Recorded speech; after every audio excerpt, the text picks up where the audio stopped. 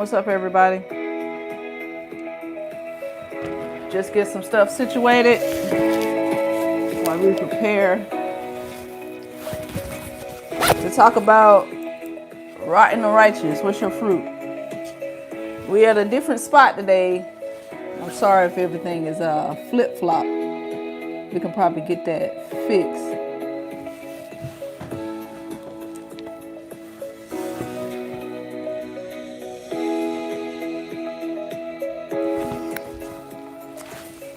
One second.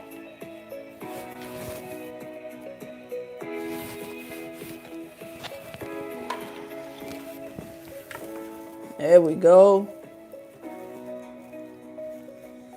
All right. What's up, y'all? Just trying to get situated, man. Sorry I'm late. I had some technical difficulties. Got to get myself together because I want to give y'all a good show today. This is not, again, y'all know what it is. This ain't about performance. It's about just being ourselves, making sure we can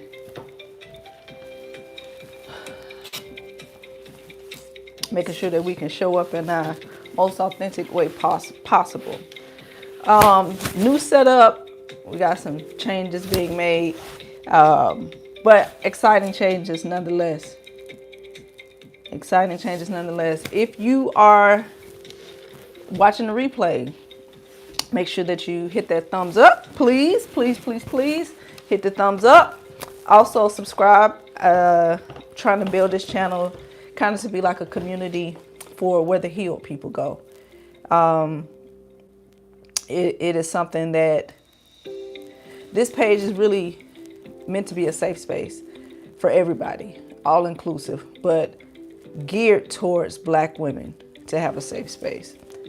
So if you are here for the first time, I would ask that you hit the thumbs up, subscribe. If you are watching live, hit the thumbs up, subscribe, leave me a comment.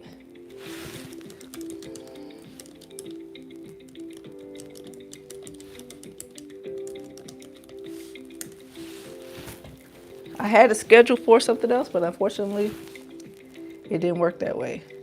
But you know, we're gonna work it out. All right, ladies and gentlemen.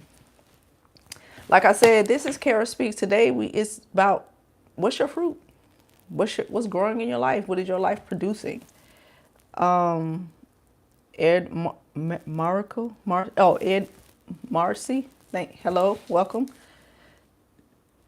Also, make sure that you guys go and check out my new book.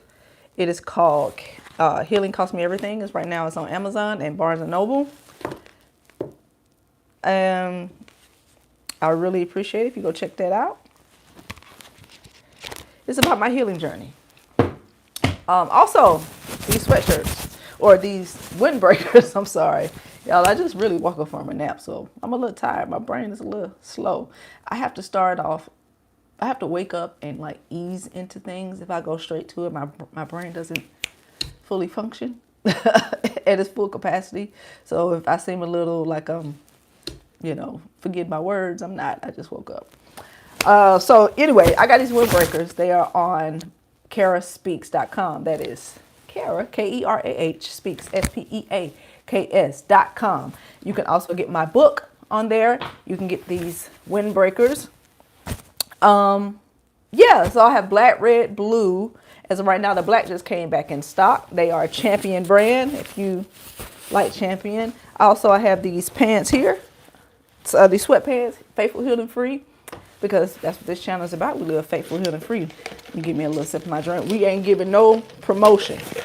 No free promotion.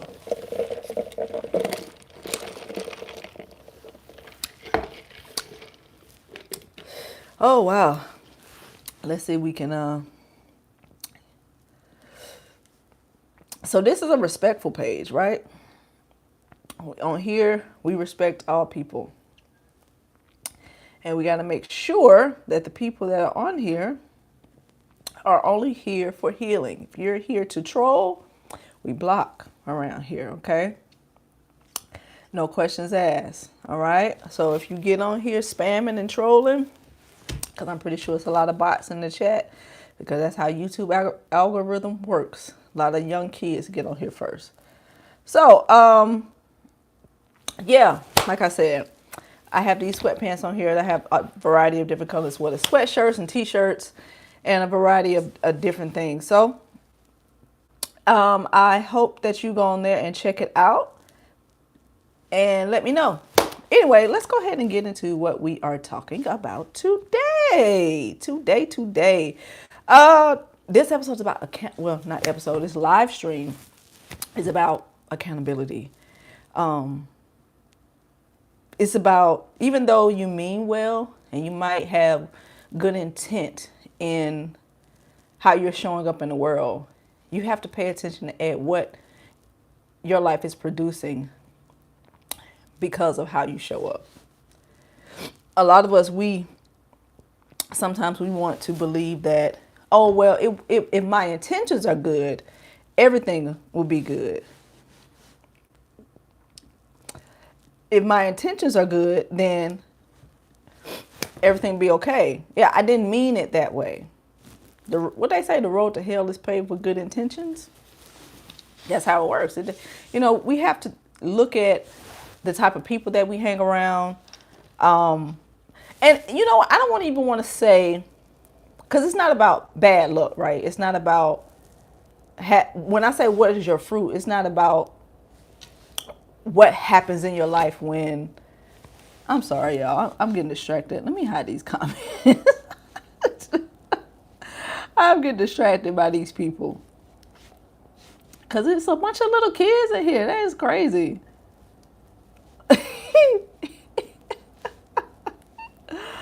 Oh my goodness. Oh man. Okay. All right. What is growing in your life? Back to the beginning. Hopefully we get some focus, y'all. All right.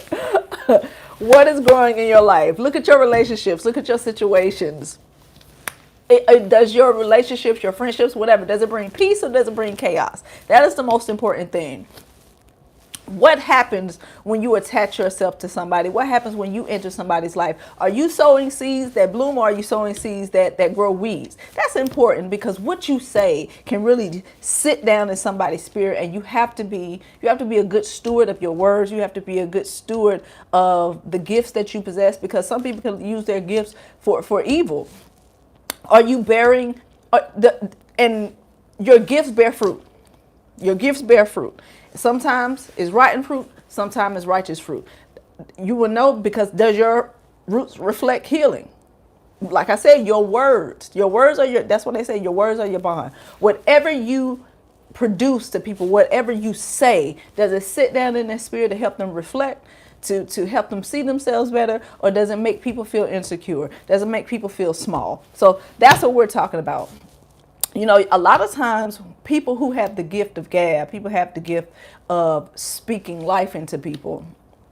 Sometimes, I'm just going to say a lot of these pastors, a lot of these motivational speakers, some of them hide behind spiritual talk, but if you look at the fruit in their life, you'll see it's not as righteous as they seem. And they don't even have to be pastors or speaking at the pulpit. They could just be people who may look like that they are healed. People who have this, a lot of this understanding, they can intellectualize certain things in their life, and it might look like they got it all together.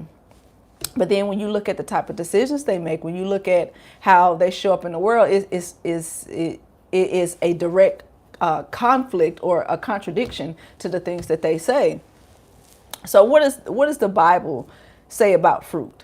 What is fruit? To me, when I think about fruit, when I think about righteous fruit, I think about love, joy, having patience, having peace and understanding and calmness. Fruit is evidence of who you are. It is when the love and joy and peace is inside you, it overflows and pours out to around you. because it's living inside of you. It's inversely, it's the same with people who harbor hate, who harbor jealousy. That stuff be so deep down in people that it can't help but to pour out. You ever seen somebody that come around you and they have nothing but straight jealousy, and you can see the spirit on them. You can see it. You can feel their energy as soon as they walk in the room. And then when they start talking, it confirms what is already in them. That's what I mean about your fruit. What does your life show that is growing inside of you? But when you live and you walk in peace, when you speak, people can see that. They understand. They say, this person's energy, they have a good vibe. I love them. I love being around them. You can see by when you walk in their presence, they just have peace. There is something that is just, it's vibrating off of them. I say that's the Holy Spirit that is within them. Just as you can have good spirits, you can also have bad spirits. If you can feel the negative energy on somebody, then you know you can feel the good energy on somebody. And that tells you what their fruit is. You know, even when you don't even want, even when you don't even want to see it, you feel it. Your body feels it. That's how it works. Goodness gracious. What are these comments? Oh, gosh. Ooh, look at these comments, child. But you know what? This is a good test right here. I need some mods. How can I get some mods? Hey, listen. I need some mods. How can I make somebody a moderator? It's a lot of kids in here. If I blocked you, and you was a mistake, I'm sorry. Anyway, we just talking about fruits in here. I don't even know if y'all can see me actually. I can't mod it on here. I have to do it afterwards. Don't worry. I'll mod some people up. Billy James, hello. How are you? You ain't no troll, are you? Anyway, so like I said, your life is a garden, and if you're not tending to it, it's gonna have a bunch of weeds in it. You know what happens when your yard is not tended to? You got pests, you got weeds growing, you got wildflowers growing, you got everything that is growing that doesn't make the yard look pretty. It looks real ugly. And you got people that's driving by and they seeing your yard. They say, man, that yard, somebody don't care nothing about that yard. And you know, sometimes it's unintentional. Some people, they walk around in life with this negative energy and they don't even know it. I guess that's a sad part about it. Like, you don't even know that that's the life you live in. You're not even conscious of how much negative energy that you're harboring. You know, some people walk around on this earth and they have no idea who they are. They have an idea, but they don't know who they are at their core. You know, you don't know the type of energy that you're letting off unless somebody tells you. You know, I walk around and I have internal peace. I can say that I have peace, but if people come around me and they don't feel that, then there's a disconnect there. There's something that I need to look at. And I wouldn't be conscious of that unless there was a mirror to reflect that back to me. And even if it was a mirror reflected back to me, I have to be courageous enough and honest enough to face that mirror and be able to hear the feedback. Some people know, and some people just refuse to listen. Because people who have such negative spirits, I'm sure that they have been told one way or another that, hey, you know what? You don't seem happy. Somebody always got a problem with you, and they dismiss it. And it's whatever. That's their problem. Those are people that don't want to hear. So you have to have the wisdom and the discernment and the courage to face yourself, because that's what it takes. You have to be courageous. You have to be brave enough, and you have to have the humility to be able to bow, not physically bow, but bow in your spirit, bow in your heart and say, I was wrong. I want to learn. I want to change. I want to grow. I want to grow my garden so I can have roses. So I can, because roses have thorns. That means you've been through something. So I can have these beautiful flowers and my grass is green. That's what you want to be able to do. But that takes humility. And a lot of people, they just don't want to face what their life is bringing forth. It's bringing forth a lot of rotten fruit, a lot of unhealthy patterns, repeated cycles, wounded relationships, and just spiritual stagnation. Some people are just stuck. They are stuck and they don't know how to get out of it.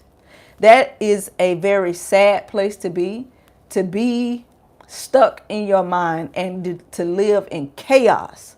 So much so that you don't even know where to put the pin. You know how you look at sometime at a map and you put a pin there and that's your location, like this, you are here. Some people don't even have that pin in their spirit to be able to say you are here. It is just a lot of things, their mind taking them from here and there, here and there. If they can't look within themselves to find out where their rotten fruit is, then they're not going to be able to see what is going on the outside. You got to pinpoint where the issue is inside of you. Some people look for external things to regulate what is inside. And that's something that a lot of us do. What I have learned, what helped me heal, is going within. And I love to use the word, because again, I believe that psychology and spirituality are one and the same. When it says go into your secret closet, you know how we say that when in people say that in church, and they say go into your secret closet, go in and pray. It's the same thing with psychology. You have to go in with yourself. You're not going to find any grounding or any anchoring outside of you, because the world is constantly changing. And because the world changed, things are going to change externally, and that's not going to give you a stronghold. So you have to have something in you that grounds you, that anchors you. So when the world starts to change, you can remain steady and the same. Because what does the Bible say? The manifestation may change, but the principle remains the same. That thing, the world may change, but God remains the same. He is the same. So there is nothing on the outside that is going to be able to hold you. If you continue to look for things to change you on the outside, well, I need this to stay steady. I need this so I can understand. You don't need anything except to go within. Let me see what's up in the comments. I have to pause every now and then.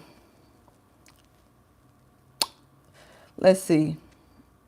I've talked about, can you guys believe I just talked to some idiot on another show? Oh my gosh. I'm mad I even read that, bro.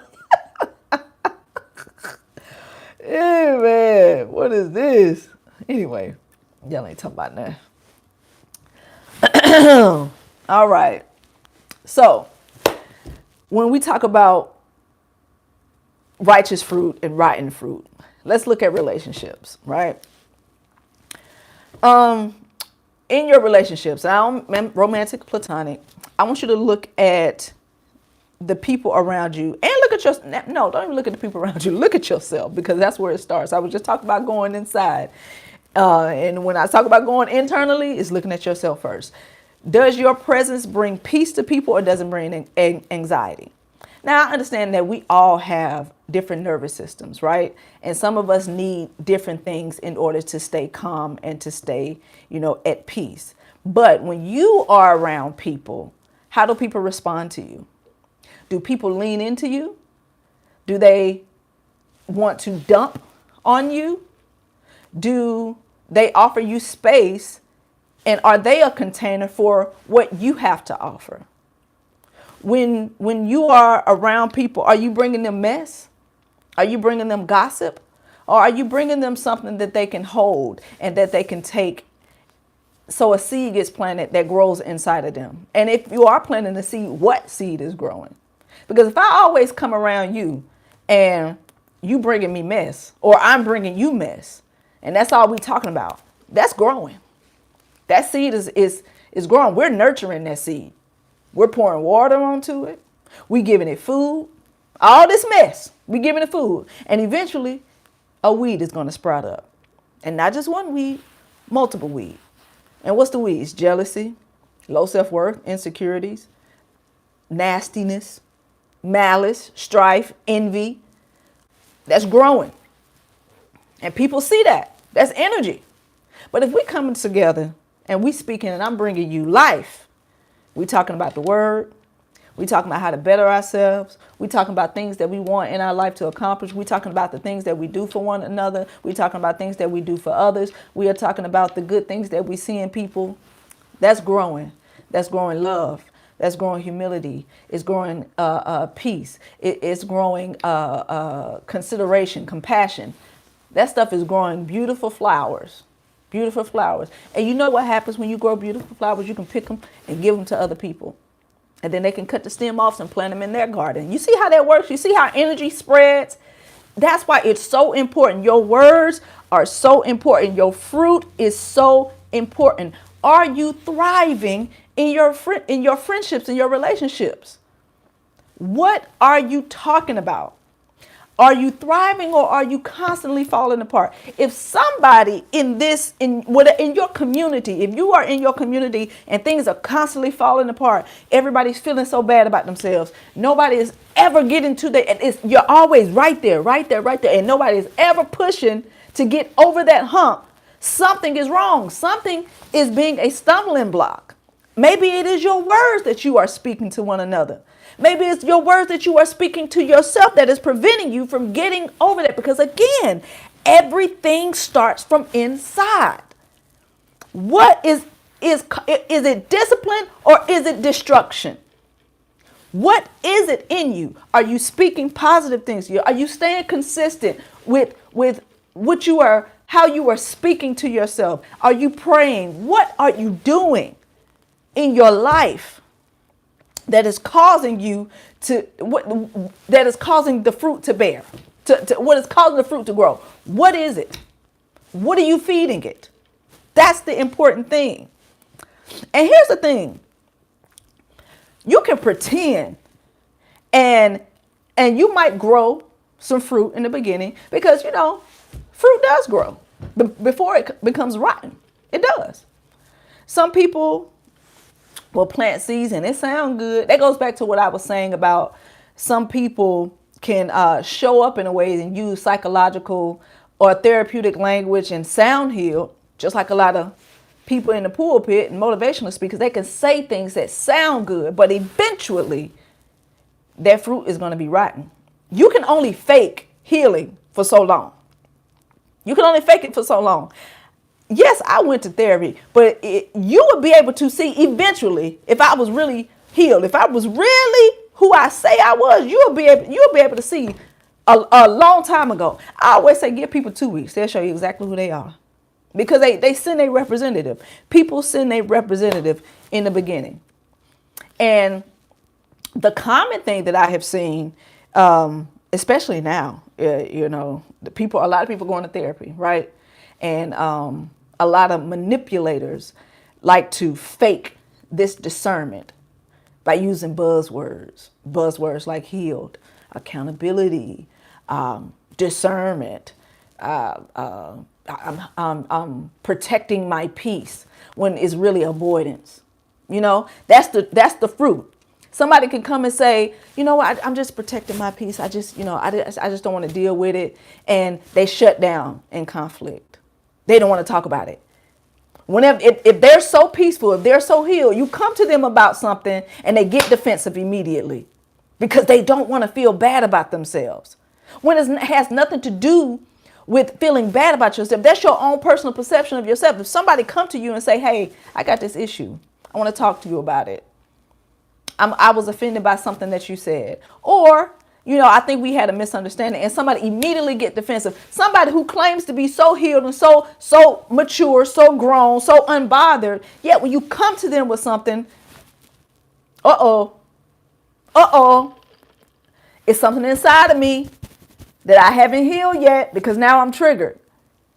Because if you are really living the life of being ready to grow and expand, when somebody come to you and say, hey, I want to talk to you about something, you know, where I felt like we had a misunderstanding, you're supposed to, that's the point where you lean in. Okay. Because this is an opportunity to grow. That's how I always see it. Even when things hurt me, I always want to know the truth. I have always been like that with my faith. I am like that in my life. I don't care what it is. If it's the truth, that means that is an opportunity for me to grow. That it's me learning something that I did not know before. And if I know it now, that means I ain't gonna never go back to it. If I go back to it, that is a choice. You should never beat yourself up for what you did not know. But once you know, it is now your responsibility to do better. So if somebody comes to you and say, hey, this is something that I think we need to talk about, and it might not feel good to you. It might not feel good to you, but self-regulate and be able to receive what they're saying. Even if you do not agree, listen to what people are saying, and then you go about it from there. But to immediately get defensive and shut down, that shows something that is living inside of you that hasn't completely healed, or that you just need to work on. It's okay. There is no condemnation in that. You are a human being.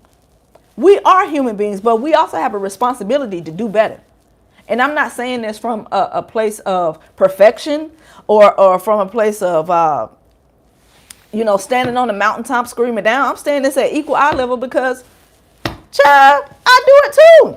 Have done it. But the difference is when you are healed, you are conscious. You are more self-aware at how you are showing up. You are self-aware at the fruit that you are bearing. Give me a little sip of my thing.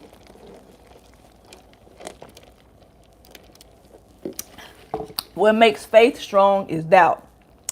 I love that. I love that. How you doing, Vinny? Okay, let's see. My name is Vinny, and I'm Christian. If I want to be honest, I really have to say that lately I don't understand the God concept anymore.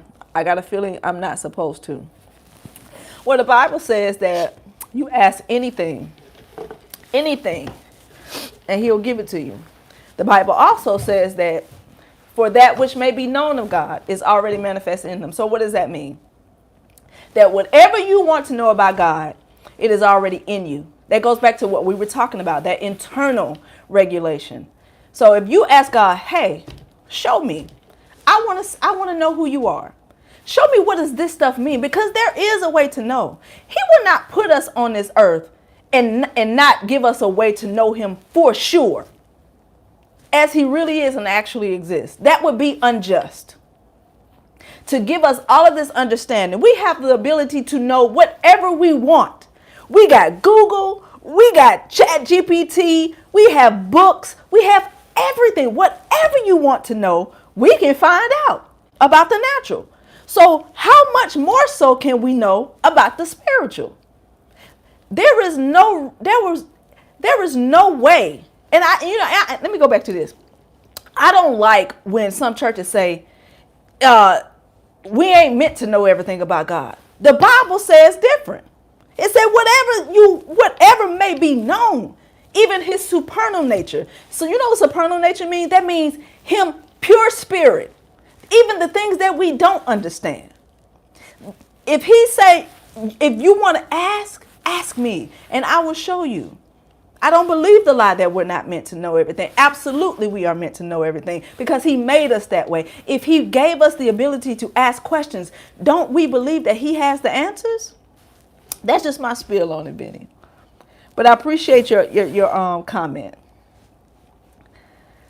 The line between truth and opinion have become so blurred back in a little while. It's not even going to matter anymore. And you know what? That is how the devil likes it. To blur the truth, to blur it.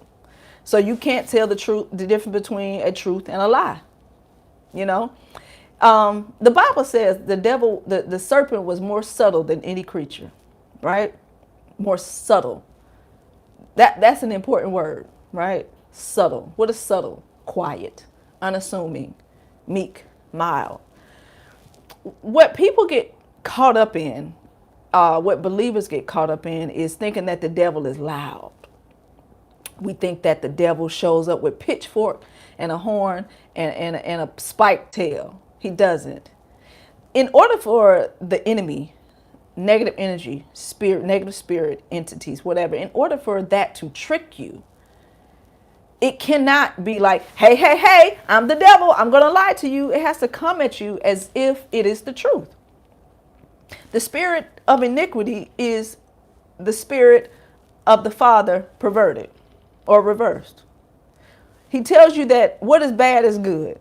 And I'm not talking about physical things. I'm not talking about sex. I'm not talking about drinking alcohol. I'm not talking about anything that the church be talking about, the things that we feel like are bad. I'm not talking about any of those things. I'm talking about what's in your heart. This entire live stream today is about what you are bearing fruit, right? It's about the fruit that you are bearing. So the enemy wants you to believe that having malice in your heart is good. Oh, they did something to me. Oh, they deserve that. See, because grown adults, they know what they do to you, right? But what happens is the reason why they want to apologize is they believe that you deserved it. That's the enemy. That's the subtlety of it. It's such a thin, fine line of so-called good and bad that if you don't pay attention, you'll miss it. When people sit up here and say, oh, I don't like black people, I don't like white people, it's because of the state of the world that we live in. It seems like we're supposed to hate each other. We're supposed to be separate because we are so different. But we have gotten so far from what the Holy Spirit has told us to do that the only time we feel safe is when we are separated. I don't feel safe in a community full of white people. I don't, because of how the world is set up. But if the world was following the word as it should be, then we would all be able to live together in harmony. But the enemy is so slick in making us believe that our culture and our race and our things makes us so different. These things are so small in the grand scheme of things. Your problems, my problems, how I look, how you look. These things are insignificant when it comes to living in righteousness. So insignificant. It is not about the physical things that people call sin. It is our unbelief in ourselves, our unbelief in the Father, our unbelief that things can be better than what we see today. But everybody is so selfish, thinking about, oh, what can I get? What can I get? I got to keep this to myself so these people can't get it. It is so pervasive that is normalized. So I agree with you. The lines have become blurred because what we see as pride in ourselves is really just separation. Is really just exalting yourself above somebody else because you feel like they have less than you and you deserve more because you worked harder. But what is working hard? You know? Thank you for your comment. Who is this?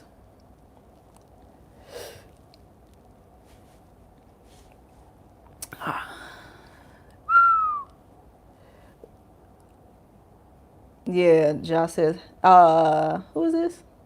Josh, thank you for commenting. Faithful, Healed, and Free. This is on my website, kerahspeaks.com. I have t-shirts, I have sweatshirts. I just got this one in. But yeah, kerahspeaks.com. It's spelled just like this up here.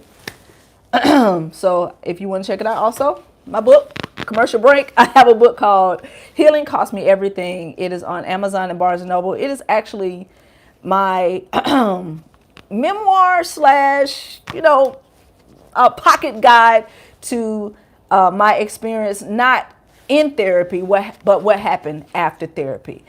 The only way that I can describe what this book about in my experience is more of a quickening.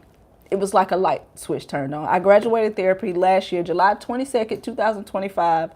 And 2 days later, with the motivation of my best friend and prayer, I decided to write a book. And I didn't want to write a book about trauma or what took me into therapy, but the realizations that I learned after therapy, what identities that I shed, what helped me get centered, what I realized about myself, and the things that I was choosing.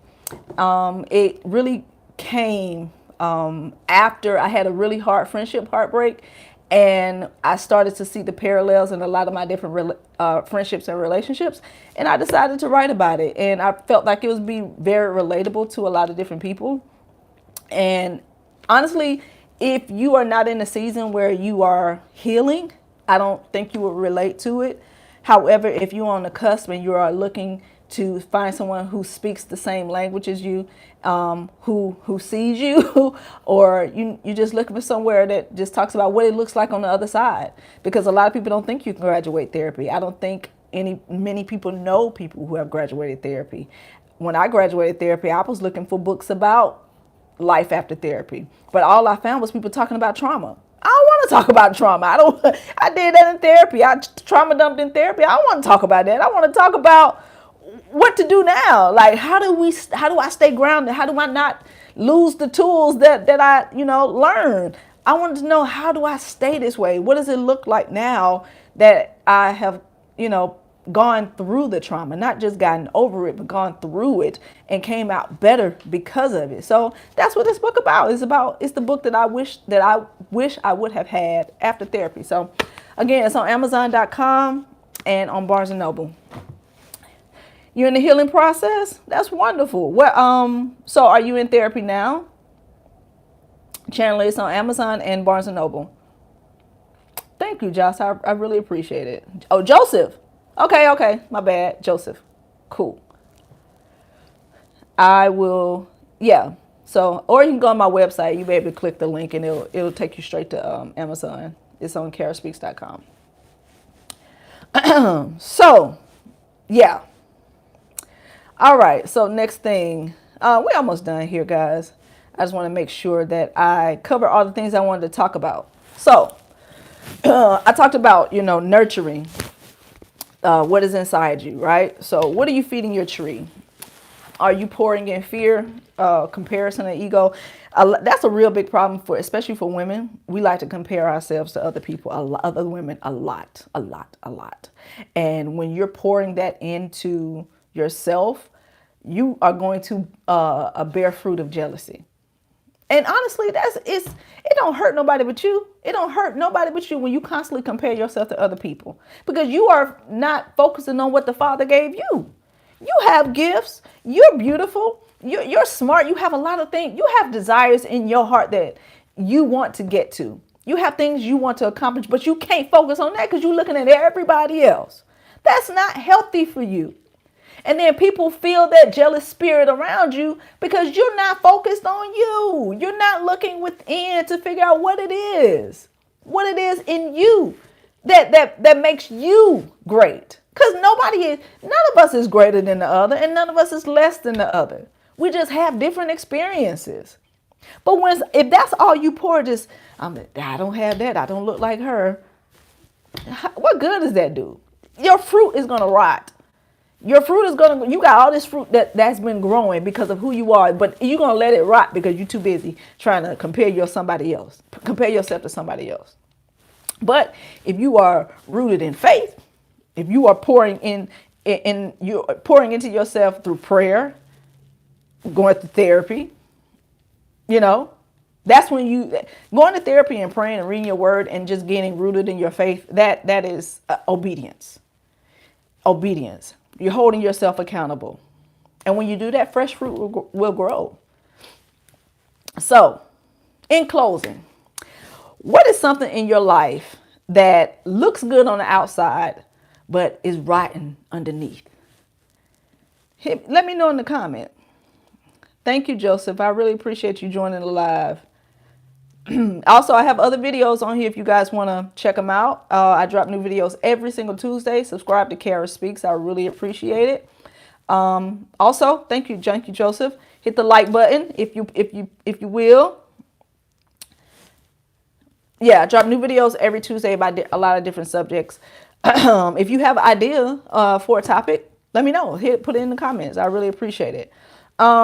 Also, second question is, what kind of fruit do you want to produce? And what's one thing that you have to prune to get there. I don't think we talked about what we have to let go of in order for our fruit to grow. But I want to know, what do you believe? What do you have to prune in order to get there? What things do you have to cut off in order to get your heart's desire? Again, I appreciate you guys for watching. I don't know how long this live stream has been. I try to shoot for an hour, but y'all was actually very, interactive today. So I really appreciate it. I was very sleepy when I got on this live before and having to fight the trolls in the beginning. But yeah, hit the like button, subscribe, go to kerahspeaks.com to get my book, Healing Cost Me Everything, as well as my merch and all of the things. And I really appreciate you guys for being here. Let's build a community. Make sure that you always stay faithful, healed, and free. I'll see y'all next time.